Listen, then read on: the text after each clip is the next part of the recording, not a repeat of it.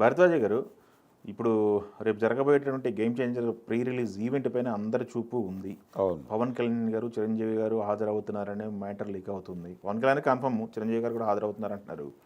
But అది కాకుండా interesting matter ఏంటంటే గేమ్ చేంజర్ పవన్ కళ్యాణ్ గారి రియల్ లైఫ్ స్టోరీ అంటున్నారు. అది కాకుండా ట్రైలర్లో కొన్ని సీన్లు లింక్ అవుతున్నాయి. రేషన్ బియ్యం పట్టుకోవడం, సీజ్ ద షిప్ అని మాట్లాడుతున్నారు.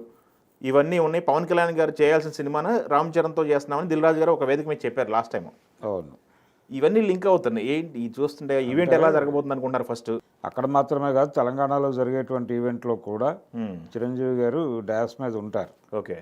అయితే ఇక్కడ రాజకీయ చర్చ ఉంది. ఆ సినిమాలో పాలిటిక్స్ ఉన్నాయి. అంటే విలన్ రాజకీయ నాయకుడే. ఒక రాజకీయ నాయకుడి మీద దాడి జరిగేటువంటి సందర్భం. అంటే ప్రజా వ్యతిరేకంగా పరిపాలన సాగించేటువంటి ఒక నేత మీద తిరుగుబాటు జరుగుతుంది. దీనికి సంబంధించి ఆయన ప్రభుత్వ అధికారాలని దుర్వినియోగం చేయటం జరిగేటప్పుడు ఒక ఐఏఎస్ ఆఫీసర్ నుంచి ఒక వ్యతిరేకత మొదలవుతుంది.